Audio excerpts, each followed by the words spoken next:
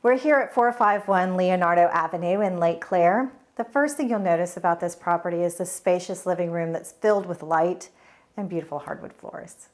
Just off of the living room is this gorgeous dining room with two built-in original china cabinets and room for entertaining, open to this kitchen and to the back of the home. Coming into the backyard, this is an incredible space for entertaining. Not only do you have a little area here, you have a beautiful covered pergola and this lush grass that is just perfect to walk around barefoot in.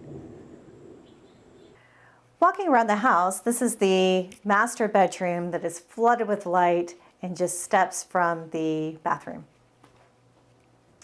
Here we are in the adorable second bedroom with access to the backyard. Upstairs you'll find the third bedroom, which is actually finished attic space. It is massive. You have room for the office, for entertaining. It could be a guest suite, or you could finish off a secondary bathroom and make it into your master. So here we're in the side sun porch. You can open up the windows and have screen for the air to come through.